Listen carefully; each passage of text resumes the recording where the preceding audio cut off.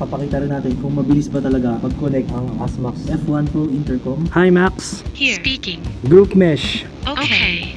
Start grouping. Join 2 members. Join 4 members. Dapat dahan-dahan lang dito, no? Uy, wag lang hihinto.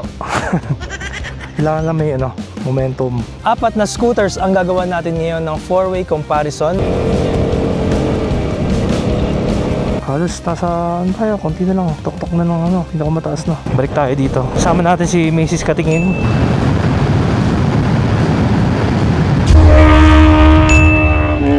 Good morning guys. Yan, nandito tayo ngayon sa Second Supply Caloocan. Time check, it's 6:55 ng umaga.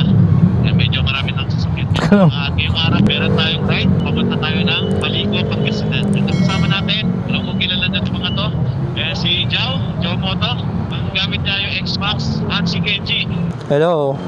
Yan, ang gamit niya ang ano pa to? Sontes 400M. Sontes Yan. 100M. Ayan, at ang gamit naman natin ay ang ADB 350. Ang lakas ng Guys, mula dito sa Second Supply Caloocan, magbiyahe muna tayo ng Tarlac para i-meet up si J4. Bali, 4 po kami. Ayun. Ano sila? Iba yung motor na gagamitin natin. Let's go. Ayan, so, gusto nyo ng review ng motor at nandito ito kay Joe Moto at Hop. Kenji. Bali, magkakausap kami tatlo. Gamit natin ngayon itong ASMAX, ang bagong intercom ni Second Supply. Kaya nare-review natin ngayon. Ang linaw ng linaw ng audio, no? Ito 8,000. 8,900 pesos. May voice connection ka na. May voice command ka na. Malupit pala itong Sontes, no? Ang lakas ng hatak. Kala mo kargadong NMAX. Ang lakas eh. Ay, nabutan kayo ng stop. Huwag ka na ako sa gilid. May pamilya yan, G. Papel. Wala lang late number. Unang kanto, kaliwa. Thank you kayo rito. Ito nawawala na yung connection ba? Oo, pumasok ako ng kanto pero mga lang 7 meters. Unang kanto kaliwa. Gawa tayo dito. Nung may nakaharang na building, no? Na siya, napuputol. Maraming kasing interference dito eh. Yung mga signal na cellphone. Di na pala kailangan magkarga ng motor dito. Kaso may dragging lang, no, Jow? Yung clutch niya. Ito? Itong Sontes, may parang dragging. Pero lakas oh. Parang big bike eh. Pipitik-pitik. Ilan kaya exact na displacement nito, Jow? Placement? Oh, Ano eh. Pinictura ka sa gallery. parang mga 350. In-announce yung 350. Tapos pinukula. Yun, 350 nga. Ginawa nila 400 para sa Pilipinas. Galing to sa dalawang nagre-review ng motor. Ito yung mga perspective nila. Mamaya na lang. Oh, mamaya. Wala na, nauubos nila yung kwentuhan mamaya. Kailangan dito maganda yung gulong mo, naka-race tire. Parang bibitaw yung gulong sa lakas ng torque. Ito yung Petron. Kano tayo sa Petron ah. Petron. Ay, lagpas. Nakikalati pa ako dito Ano yabol ah. Next gas station na lang tayo. Next na lang. Oh, sige. Next na lang. Para di na ikot. Nadaanan lang namin kanina, na-disconnect siya kasi ang layo na niya. Na-testing lang natin yun, yung mesh connection. Okay na. Let's go. Gusto yung talaga ng forma ng motor mo. Kenji. Oo nga eh. Para magta-transform. Si Jerry, kabisado mo to. Dito no, sa Metro Manila, Oo. sa pag long ride na tuloy-tuloy yung biyahe. Oo. Pero di ba meron dito? Speed limit? Ano ba meron pa dito? Meron nga. Hanggang Lolos? Di ba Jerry, kabisado mo rito? Lagi ka dito pag naka ADB. Ito pag dire-diretso lang. Panorte. Pero pag papuntang Tarlac, Sana may mahabang kalsada, no? Try natin doon, drag. Mahabang kalsada. ay wala to. Wala eh, no? Makipag one way na din sa napagpalik mo na ba, Jerry? Oo. Ikaw na, Kenji. Di ba? First time ko rin eh. Basta yung NX parang pa rin lang. Wala. Puro diretso. Tapos may lupa yung ibang doon, liko-liko. Next gas station. Pagtarlak pa nga yan eh. Ano binubuksan to? Fuel. Ayun. High-tech. Tataka ako bakit di nag-start. May kill switch pala. Kamusta yung Jow? X-Max. Pabuka siya ng XAD. Ang lapad masyado. Yes mo na tayo. Tapos para medyo matamlay. Parang kulang yung arangkada. No? Kasama nga pala natin si Joe Moto tsaka si Jeric P. Ako nalala na introduce eh. Let's go. Parang payat pa sa NMAX yung likod ng ng Sontes. So. Parang Aerox lang yung likod. Ang liit na likod. Taillight niya parang Honda Click na pinaganda. Parang lit kay Joe Nono, no? Santes. Parang nakamiyo, you know? Ito, dito. Init. Ang lit ng ano pala, no? Road test ba yan? Oo, lit. Kamatulin, nag-150. Oh? Oo. Dahil siguro magaan, no? ADB 128 lang daw eh. So ito, kasama na namin si J4. Naka ano siya, FKM Slick 400. Si Joe nga ito naka Santes 400M at si Jeric P naka ADB.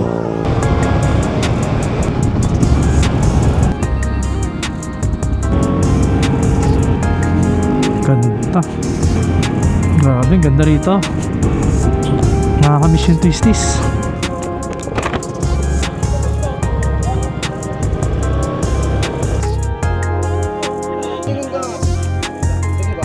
Oh, ganda ng daan. Ganda ng view. Panalo pala rito sa Maliko. Ang ganda. Oh, taas na natin. Grabe, ganda. Makaka-relax.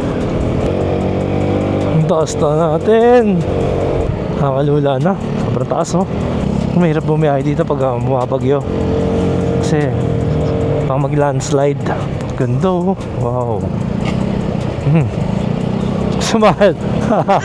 In fairness, ang ganda rin pala yung banking ng X-Max 300. Di ko nakalain na maganda rin ang handling niya. Kala ko dati mahirap siya i-banking. Madali lang.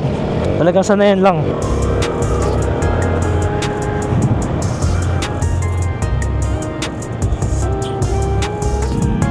Ganda. Sunset, no? 5:20 pa sunset, no? Yun, oh. Ganda, oh, mga resto. Ano, malapit na yata tayo sa ating destination.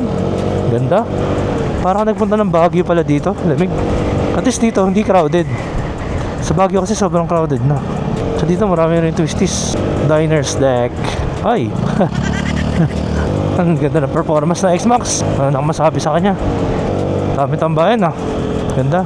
Mga overlooking pa. Solid dito, solid. Parang gusto kong bumalik. Balik tayo dito. Kasama natin si Mrs. Katingin. Hindi na nakaka-experience ng long ride. Nasa harapan natin si Joe Moto. Naka Zontes 400M. Tayo naman naka X-Max 2025.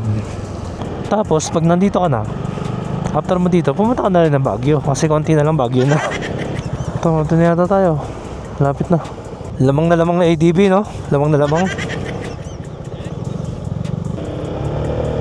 Ang galing, oh. A-house. So ito kagandahan dito. Yung tutulugan, pwede mong paradahan ng motor mo. Tignan natin kung pwede. Uy! Ay, CR na pala to. CR. Katabi ng CR. So ang ganda ng motor, no? Pwede mong parada yung ano mo. Motor mo sa tabi ng kwarto. Yung kwarto natin ito. C5. Tapos, itsura. Ito na siya. Walang bintana. Paano yun? Parang ano, malamig kaya rito. First time ko nakakita ng ganitong kwarto. Ito may bintana, oh. Ito sa akin parang walang bintana. Yun, grabe. Haba ng biyahe. Pagka hindi naka big bike. Pero solid, napakaganda dito. Tapos after a whole day of ride, simula pa kanina alas 5 hanggang ngayon, check natin yung battery no Asmax. Kung gaano ka na, ilan na yung natira sa kanya. Ilang oras yun, simula 5 hanggang 5 ng hapon, so 12 oras. 12 hours, tingin natin na. High max battery, 50%. Free mode, remaining battery, 50%. Grabe, 50% pa yung battery niya. Napakalupit, no? Tagal maubos. So ito na yung mga helmet na gamit namin na meron ng Asmax intercom.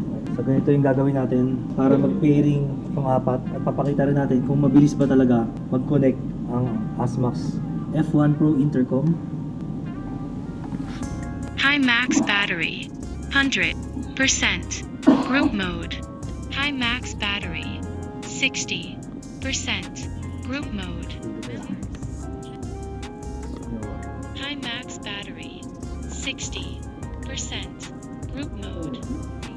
Hi Max, Here. Speaking. group mesh. Okay. Join our new members. Intercom. Join 2 members. First. Press the intercom button to confirm. Confirm. Team up. Ganun lang kadali, connected na. Apat na scooters ang gagawa natin ngayon ng 4-way comparison. Meron tayong FKM Slick 400, Zontes 400M, Honda ADV 350, and Yamaha X-Max 300.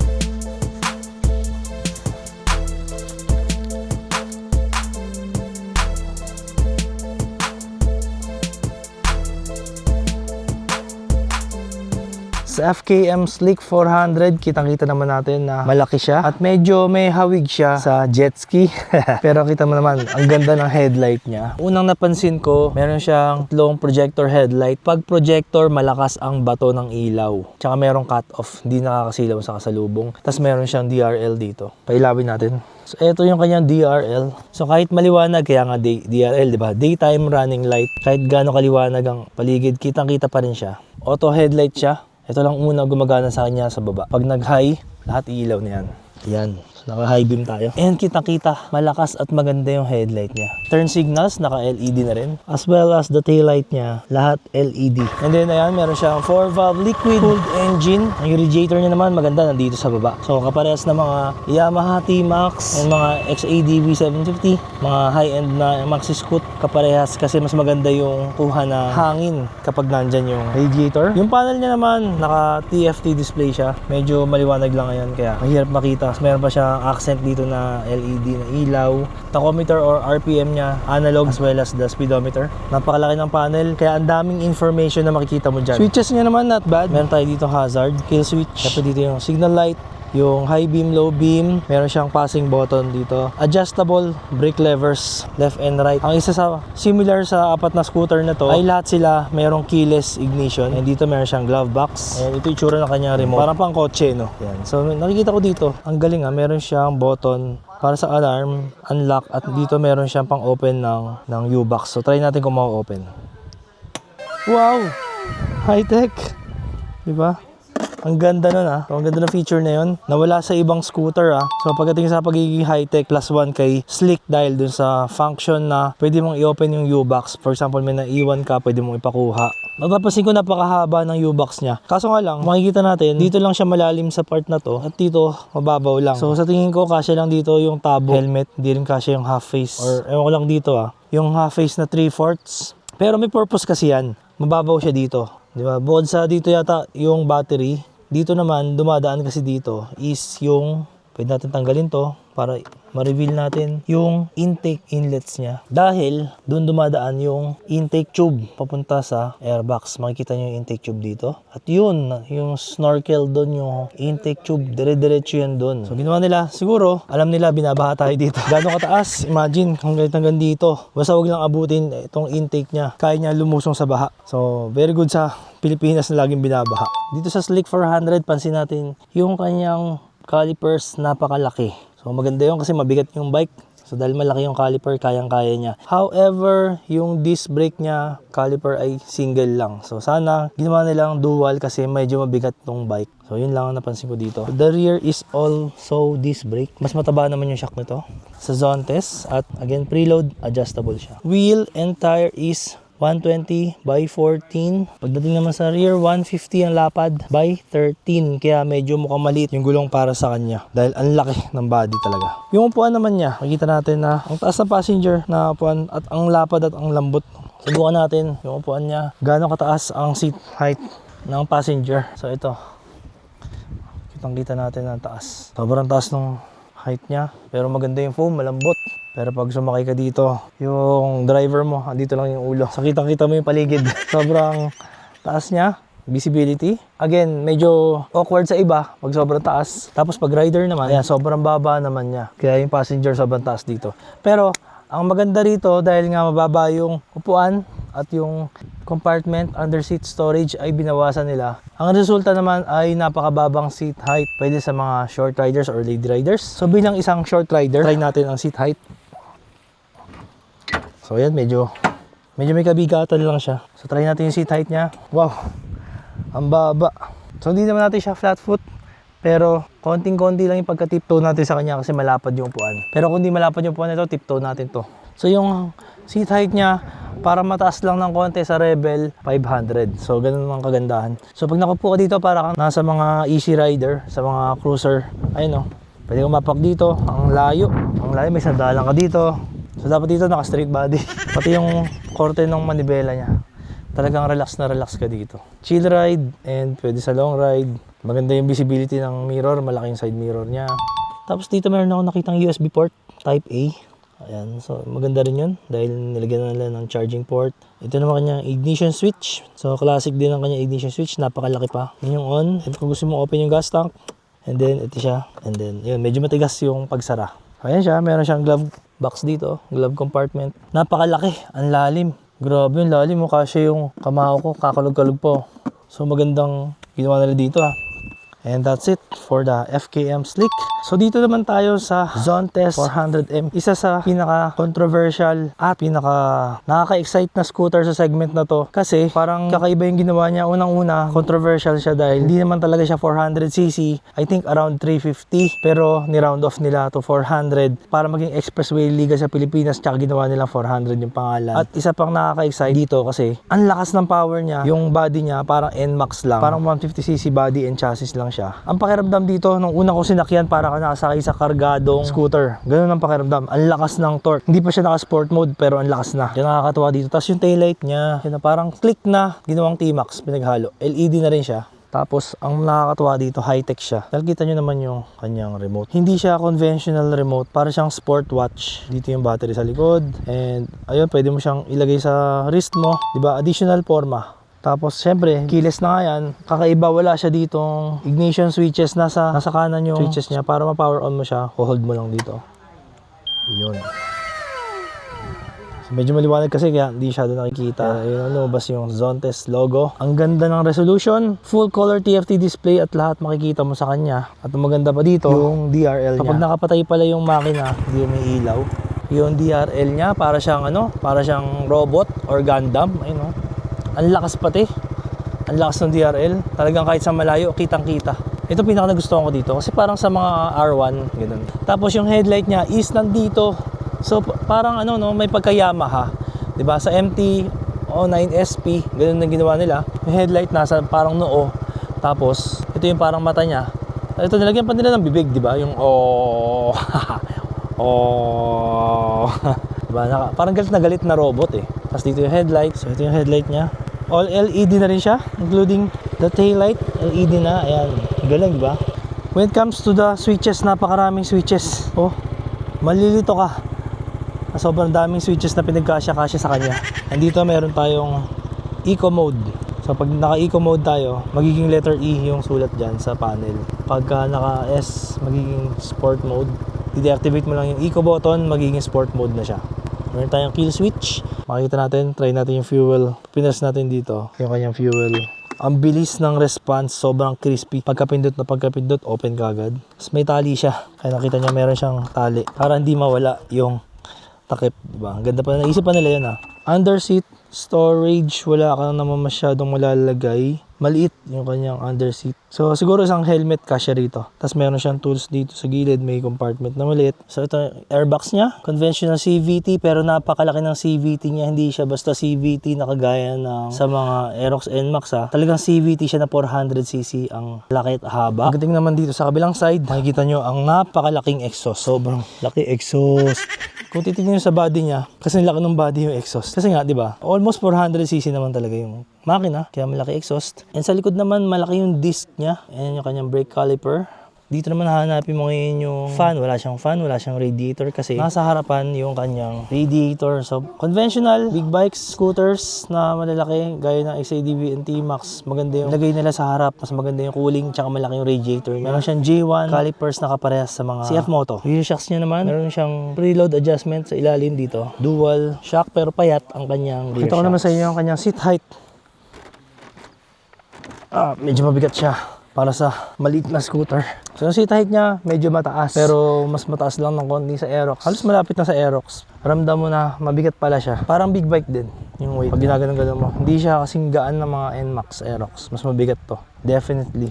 Dahil sa tingin ko ni-reinforce nila yung chassis para kayanin yung power at mas malaki yung makina. The riding position, para kang naka NMAX. Very relaxed. Try naman natin kung passenger ka. Ayun galing. Hinihila lang dito. Hinihila lang yung tapakan. Try natin. bilang passenger. Ayun. Sakto, malambot yung upuan ng passenger seat. May hawakan dito. Friendly siya sa passenger dahil parang nga siyang NMAX. Yan. Sa rider naman, meron siyang tapakan dito. Parang NMAX din talaga. Pwede ka mag-relax during long ride. At dito naman tayo sa ADV 350 2025. Ang napansin ko dito, yung headlight niya. Same sa ADV 160. Pero ito nilagyan na ng accessories to. Headlight protector. Tsaka nilagyan na ng crash guard and Oslight, care of Sec Moto Supply. Pero napansin ko, sa apat na scooter dito, siya lang ang merong inverted front forks. So it's a nice touch. Bukod sa looks, ang purpose niyan is para less flexing sa suspension. Kasi nga, andito yung outer tube, which is mas mataba compared mo dito sa inner tube. Mas stable sa cornering, mas maganda yung handling. Kapag naka-inverted, ito kasi yung mas magdadala ng bigat. Pag titignan mo dito sa top view, hanggang dito siya. At Showa ang gamit niyang front forks, kaya sa handling niya talagang ramdam na ramdam mo yung advantage. Sa rear naka-Showa din siya at napakahaba. Preload adjustable din siya. And CVT niya malaki din talaga para talaga sa isang 400 or 300 plus na scooter. Sa TFT display, pares din ng mga ibang mga CV650R sa mga PCX Road Sync. Nag-share sila sa isang TFT display. Pero para sa akin maganda naman yung kanyang TFT display. Nagiging black siya sa paggabi. And then, ito yung kanyang ignition switch. Parang sa washing machine din, kapares kay Sleek. Dito naman yung kanyang fuel button. Seat naman niya. Ito ang nagdadala dito. Yung seat niya. Napakalaki ang kanyang seat. Kasya dalawang full face helmet. Kung maalala niyo yung full review natin dito sa ADV 350, nagkasya yung dalawang full face. And then, yung seat, napakasarap upuan ito. Sobrang lambot, sobrang quality. Ito nilagyan na siya ng top box bracket. Tsaka top box, available yan sa Sec Moto Supply. At napansin ko pa sa taillight niya, kung ang harapan ay ADV 160, yung likod naman niya ay parang sa Winner X. Which is not bad, pero medyo maliit para sa body niya. Siguro ginawa nilang parang sporty yung likod. Yun lang yung napansin ko. Ang ganda sa kanya, naka-dual sport na Metzeler tires. And napakalaking exhaust, kaya tahimik siya. And again, wala siyang fan and radiator dito sa gilid. Nalagay din nila sa harap, pero ito mas nakatago kasi meron siyang frame dito sa harapan. So nakatago, and ito may available din pala sa Sec na radiator guard. Signal light niya, same din naman sa ADV 160 and 150. Adjustable din ang windscreen, mano-mano. Nagsama na siyang plastic handguard na medyo malambot. For the seat height, height natin is almost 5'5", and pakiramdam sa kanya para naka-XADV 750. Bukod sa mataas siya, malapad yung upuan. Pero ang ganda ng riding position, talagang upright, parang naka-adventure bike. Try naman natin yung passenger.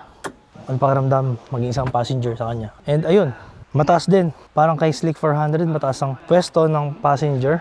Kaso nga hindi ko nagustuhan din yung meron dito parang bukol. Doon ka tumatama eh. Pero maganda rin siya kasi parang napipigilan na umabante yung passenger. So maganda rin pala yun. And hawakan dito, maganda rin naman yung hawakan sa kanya. Medyo matulis lang yung hawakan dito. Sharp edge yung hawakan. Pero overall, maganda at malaki yung upuan. Dito naman, meron siyang hidden glove. Naka-emboss dito na lines. Papress mo lang yan.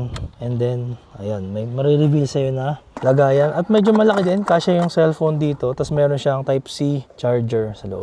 Dito naman, basic controls lang tayo. Pero again, this is a Honda. So, agad-agad, mapapansin mo na yung switches niya is mas solid, mas premium ang quality ng lahat ng switches. Dito, yung joystick niya, medyo maliit lang para sa malalaking kamay. Switches, meron siyang traction control switch. Meron siyang passing dito. At meron siyang horn button, which is ito yung pinakayoko. Kasi pinagpapalit nila yung signal, nasa ilalim yung signal, which is ito yung usual na horn button. And ito, hindi siya push button, push down button. Ayun, kaya pala meron siyang matulis dito kasi pang push down siya. Ang maganda rito, yung wheels niya ay 15 inch sa harapan. Kaya talagang mataas at malaki. Maganda yung pang off-roading niya. While sa rear, 14 inch ang kanyang wheels, kaya medyo malaki rin talaga.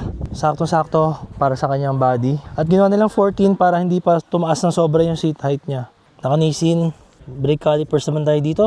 Isa sa pinaka magandang brakes sa lahat, sa kanilang lahat ito. Itong sa ADV 350, sobrang ganda ng kagat ng bite niya, wala akong masabi. Kahit na naka-axial brake master pump siya, ganda, sobrang ganda ng brakes niya. Very confidence inspiring na bumakbak at humataw. Di ka kakabahan sa kanya. And last but not the least, meron tayong Yamaha X-Max 300. Ito yung tinatawag na version 2.1. Ito yung 2025. Nagkaroon ng mga konting changes. Di gaya dito sa harapan niya. Medyo nagkaroon siya ng hydrocephalus. Medyo tumaba dito ng konti kasi meron na siyang mechanism para sa electronic controlled windscreen. And the rest, same pa rin naman ng dating X-Max. So ito may konti na accessories. Kinarbon na yung airbox, tinanggal yung cover dito. Pero same pa rin naman. Ang maganda sa X-Max, gusto ko yung hawakan niya. Bilugan kasi, di masakit sa kamay, di gaya sa ADV 350, masakit sa kamay, puro kanto-kanto. Yung kanyang hawakan dito, very slick and aerodynamic ang itsura. Nagustuhan ko rin yung taillight ni X-Max kasi very minimalist. Ayan o.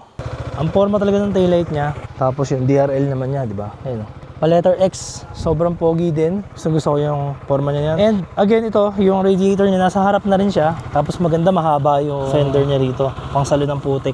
So para mapuntahan mo yung kanyang windscreen, pupunta ka muna sa menu. Ayan, tapos ito na. Pwede na siyang adjust. Push mo lang tong up and down. Yun, kita ba? Ayun. O, diba? Napaka high-tech, adjustable lang windscreen. Tapos yung compartment niya, malaki na rin naman yung compartment. Sabi nila yung kasya raw ang full face helmet dito, dalawa. Pero I think isa lang. Yung isa, kailangan maliit ang size para magkasya. Kung mga conventional na malalaking helmet, hindi siya basta magkakasya. So ang sure na kasya, isang helmet at isang 3/4 helmet. Tapos dito naman, meron siyang push button para sa lead. Okay din naman, meron siyang charger dito. And yung charger niya, Type-C din. Type-C fast charger na rin. Yung gas naman niya para ma-activate mo is papunta sa kaliwa. Yan, para mag-open. Ignition naman niya, may Yamaha logo. Kung mapapansin yung TFT niya, ito rin naman yung sa dating X-Max na inadapt nila ngayon sa NMAX. Pero this time, nilipat nila yung LCD monochrome from nasa taas yata. Nilipat nila dito sa side. So yun lang ang pagbabago sa kanya. Uy, bigat. Seat height naman. So parang pares lang kay ADV 350. Same lang sila ng seat height and taas. Tapos yung riding position, maganda rin dito, meron siyang apakan dito sa harap. So mas malaki yung footboard nito kumpara kay ADV 350. Pwede kang mapak sa harapan na parang sa mga NMAX. So mas relax ka, mas malapit sa'yo yung handlebar. Kaya mas masarap ang pakiramdam. Try naman natin bilang maging OBR. So kung sa back ride, medyo parang mas matigas ng konting upuan ni X-Max. Pero again, malapad din naman. Hindi sobrang taas kumpara sa rider. And maganda yung hawakan dito. So magandang scooter kaya binibili to para sa comfort din ng back ride sa mga long rides. Uwi na tayo. Pero bago tayo umuwi, may pupuntahan daw na magandang location. So tignan natin kung saan yun. Alright. Nawala pala intercom ko. Lakas. Lakas no. Ayun. Connected siya kaagad oh. Kaya ba? Kaya? Tingnan si Manong kung paano. Ayun. Dapat kunin yung gilid. Gilid. Uy. Sumasayaw. First time ko ginawa sa malaking scooter yun ah. Halos nasa ano tayo, konti na lang, tok-tok na ng pinakamataas na. Parang ito yung pinaka nila, monumento na namatay na mga sundalong Hapon, Pilipino, tsaka Amerikano. Dami daw namatay dito eh. Ayun, nakalagay dito. 4,600 Japanese have died. 3,200 Americans died or wounded. And many Filipino inhabitants died. Dami rin mga mga civilian na Pilipino mga nakatira dito. Kaya mga sulit Japanese Tatranslate ko para sa inyo. Gamit tayo ng Google Lens. X-Max Adventure Exciting X-Max. Ay, hindi ako makatras Ano mo? Matras Tulog ko na nga lang. Makatakot Hindi bigilan ng gulong Anong bato Dahan-dahan lang. Saan ba yung babaan dito? Kahit saan. Baba dito. Yun. Dapat dahan-dahan lang dito Uy. Huwag ka lang hihinto. Kailangan lang may momentum. Yun. Walang casualty. Ang ganda pala ng X-Max. Pwedeng off-road, pwedeng pambundok. Tumatop speed, kaya Yamaha, baka naman. Okay, so since kahapon pa tayo nagra-ride, syempre marami nang na-experience yung mga kasama natin sa Team Sec. Sila J4, si Jao Moto, tsaka si Jeric P kasama natin. Tanungin natin sila kung ano masasabi nila doon sa mga bike na gamit nila ngayon. Parang ngayon pa lang namin talaga nagamit sa long ride itong mga bikes na to. So unahin natin si J4. Brother, ayun. So ano masasabi mo sa gamit mo ngayon, yung FKM Slick 400? Itong gamit natin ngayon, FKM Slick 400. Napaka-comfortable na naghanap kayo ng motor na pag-long ride, pwedeng express mini ka. Tapos kayo nag-OPR, perfect ito para sa inyo. Yung kanya, napaka-lapay. Walang sinimaki na. At pwede sa gas. So kung So given a chance, pag gusto mo ba magkaroon ng FKM 400? Ganda na mga ride. Eh dito naman sa apat na gamit nating scooter, alin ang mas pipiliin mo? Siyempre, piliin natin yung adventure tayo travel adventure. Mas pipiliin ko siguro yung Honda ADV 350 kasi yung tira sa titigil ko ng surprise. Ayun, so Honda ADV 350. thank you, salamat J4. So follow and subscribe YouTube and Facebook. So tanongin naman natin si Jao Moto kung ano masasabi niya dun sa gamit niya. Isa Zontes 400M. Unahin muna natin yung riding comfort. As you can see kanina, masyadong maliit yung motor para sa atin. I mean, halos kasing laki lang siya ng NMAX. I think itong 400 ng Zontes mayroong 4 na version to. And mababa lang kasi yung motor. So pag naka straight body ako, yan, mukha tayong kapre sa isang maxi scoot. Alright, riding comfort ay hindi ako komportable masyado sa bike. When it comes to design, unique yung itsura niya eh. Para siyang robot na nagulat. Parang ganun yung headlight niya. Pero alam niyo yung gusto ko sa kanya, yung panel niya. Also, kasi premium yung itsura. Ewan ko para sa akin, sa kanilang apat, itong display ng Zontes ang ganda tignan. Samaan mo pa ng smart key, parang relo. So susot nyo to every time na. So ito yung magsisilbing sensor nyo or remote. Pero kung meron man akong sobrang nagustuhan sa Zontes 400M, yung power delivery. Dude, ang liksi nito. Ayun, so thank you Jao Moto. Yan, subscribe sa YouTube and like sa Facebook and follow. Jeric P, ano naman ang iyong mga nagustuhan tsaka mga hindi nagustuhan dyan sa ADV 350? Actually ako, ADV na ako pro ADV 150. Nagustuhan ko sa kanya, comfort. Lalo na yung suspension sa harap, inverted. At lapat ng upuan, napaka-relax. Talagang nakaka-enjoy. Tapos ang ground clearance. So yun namang hindi mo nagustuhan sa bike? Sa ngayon, ang hindi ko nagustuhan sa kanya, kusina. Kasi sobrang liit. Hindi bago ako, lalo na pag galing ka sa mga ADV 150. Ulat bigla na napaliit. Nalagpasan mo na yung gusto kong kusinahan, hindi mo pa napipindot. Yun ang ayaw ko sa kanya. Okay, so given a chance, gusto mo magkaroon ng isang ADV 350? Yes sir. Kasi ako, paborito ko talaga yung ADV. Kaya kaya nung pagkakataon, yung ADV ko na to, maganda siya pang long ride. Gusto ko overtake yung power. Kung sabihin natin na bitin siya para maging express kaibigan. Okay, Boss Bray, alam mo na, ADV daw gusto ni ADV 350. Okay, salamat Jeric P. Follow sa Facebook and subscribe sa YouTube. Thank you. Okay, so tayo naman, ang masasabi ko dito sa Yamaha X-Max 300 version 2.1. Siyempre ito na yung pinaka the best version ng Yamaha X-Max 300. Yung looks niya, siyempre papogi ng papogi. Pero yun nga, wala naman perfect na bike, perfect na scooter. Yung unahin ko muna na yung pros, siyempre yung pros niya, yung looks, sporty looks, premium feel, premium Yamaha quality as always. Wala naman silang ginawang motor na hindi quality. And yung top speed, kita naman sa duluhan, mas ma-top speed siya compared dun sa mas malaking engine, which is the ADV 350. But when it comes to the cons naman, syempre mas maliit yung makina niya.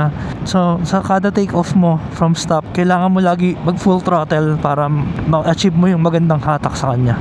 So meaning kung lagi kang full throttle, high RPM, magka-translate yun na mas malakas ka sa gas kumpara sa mga much torquier and bigger engines na counterparts niya. And kung siguro kung i-compare natin dito sa dalawang 400cc na yan nakasama natin, syempre nasa disadvantage siya, hindi siya pwede sa expressway kagaya ni ADV 350. So that's a given disadvantage. Pero siya yung isa sa pinakamahal dito sa apat. Pangalawa siya kay Zontes. Pero at least si Zontes naman pwede sa expressway. Yamaha quality, premium feels, tsaka matibay talaga. Kahit anong gawin mo dyan, bakbakin mo. Napakatibay ng Yamaha. So sa presyo niya, medyo on the higher side, pero given a chance, parang gusto ko rin magkaroon nito someday ulit. Since nagkaroon ako ng version 1 way back 2018, parang nakakamiss. Dahil sa ride ngayon, nagustuhan ko siya ulit. Nung balik yung love ko kay X-Max. Pero sa apat, kung sino bang pipiliin ko, I think ang pipiliin ko ay si ADV 350 because mainly sa kanyang upside down forks at kasya ang dalawang helmet. At syempre, ang lakas ng torque and acceleration. Ang ganda ng weight distribution and handling. At alam mo naman yung matipid sa gas pag Honda. Ayun, wala talagang perfect, pero nasa sa inyo na yun kung ano ang nababagay sa inyo, kung ano yung base sa preference nyo. So big shoutout sa mga kasama natin sa Team Sec, namely Jao Moto, J4 and Jeric P. Thank you sa pagsama sa atin dito sa ating comparison. Siyempre napakalupit, no? Big shoutout din Sec Moto Supply para sa gamit nating ASMAX intercom. Napakaganda, solid na solid, napakalinaw as you can hear dun sa conversations namin. Sabangan nyo ang marami pa nating mga contents na darating. So sana, hopefully soon madagdagan pa tayo ng mga ganitong travel vlogs na napakaganda. Nag-enjoy ako dito, nakaka-relax. Highly recommended place to be.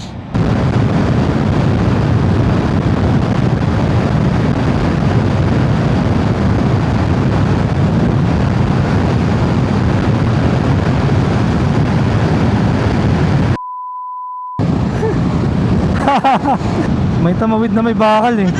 Final destination yun ah. Kaya mag 150 nitong X-Max.